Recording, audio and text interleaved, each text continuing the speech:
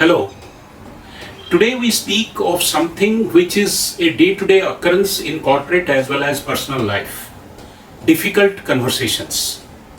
Many times we get a lot of stress because we will have to do a difficult conversation as part of our job of giving feedback or receiving a feedback, or talk to a vendor that we are terminating the contract, or tell a partner that his services is substandard. How do we handle it? Based on my years of experience in India and abroad in the corporate world, I will give you today a few tips. At the end of it, you are on your own, but it will help. The first thing is establishing an open culture. The art of giving feedback doesn't come easy when you are starting it afresh, when the situation has become very, very serious. For example, in United Kingdom, even in US, it's so gradual and so integral to corporate life that you tend to provide feedback, good or bad. In fact, Ken Blanchard in his book, 1 Minute Manager, says that every leader must give 1 minute feedback, positive or negative, most of the time. It doesn't have to prolong more than that. In United Kingdom, you cannot fire an employee till you have put her on something called a PIP, or Performance Improvement Plan. In the performance improvement plan, you will have to, as a boss or as the immediate supervisor, has to continuously provide feedback and coach the employee as to where things are going wrong. Similarly, the employee is duty bound to ask questions, clarification, how to proceed on a particular job. Or in family situation, many times we call outside friends who are mutual friends to resolve a family dispute. It's because this open culture is not there. Seen in families where there is a constant interaction, where there is a free flowing of ideas, where problems are stated without inhibitions, difficult conversations, when they come to be done, they become easy. What is important is that to keep away the emotions.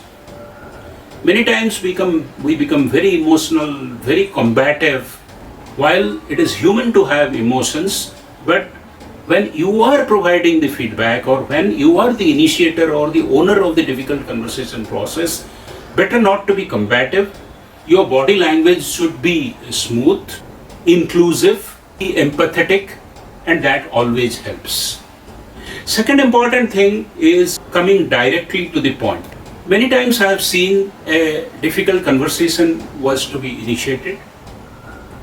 You start beginning with the weather, you start beginning with politics, you start talking about common friends, you start talking about the boss, and mid-course you change your mind, difficult conversation gets postponed, or it doesn't happen in a proper manner. So my tip from my experience is that better to bring the topic straight away onto the table. As you do this direct talk, I have often found that the so-called and statements, and I know that you are new, and I know that you are going through a family problem, and I know that I didn't make myself clear, and I know that you have not attended enough trainings, and I know that you are having colleagues who are not cooperative. All these empathetic statements always make difficult conversation peppered with positivity, allowing the difficult conversation to go to the outcome.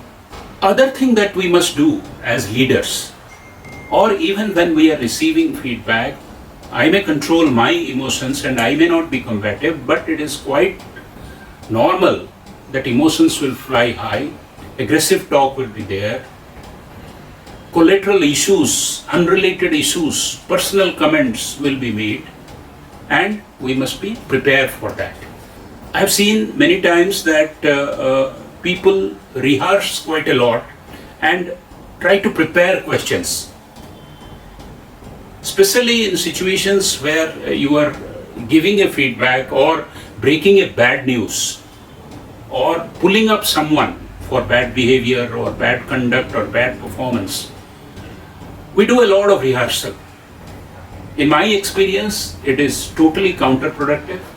In a human interaction, better to keep it free format, because you do not know where it will go. And if you're in your mind, the rehearsed script is playing, you get off balance and you cannot control the situation. The next important thing to keep in mind is the mutual respect. As an individual, as a professional, whoever you are giving feedback or receiving feedback from, you must respect. In my situation, when I was a deputy managing director or as a CMD, when I used to give feedback to very senior people like chief general managers and general managers, the ability to keep it transparent, not to have any hidden agenda, and the ability to treat them as friends and telling them upfront that this is part of the professional process and it will not impact the personal relationship, helped me quite a lot in carrying out a multitude of difficult conversation. Even with seniors of companies, consultant agencies, with IT companies, difficult conversations have to take place, part of your role. But making that mutual respect apparent, being transparent without any hidden agenda always helps. Last but not the least is outcome based and having a long-term goal. Periodically remind what I want from this conversation. This, as I told you, the sidekicks will come and people will raise emotional issues, people will become combative. But if you periodically remind what I want that this employee must be reformed, I want that this employee should leave the job, I want that this supplier should not bother me anymore. Whatever is the outcome, if you keep on reminding it, then your tone, tenor and the content of your difficult conversation will get modulated. So these are the few small tips which will make a difficult conversation, which is an integral part of our leadership journey or our corporate journey, much more easier. Thank you very much. I hope you have found this.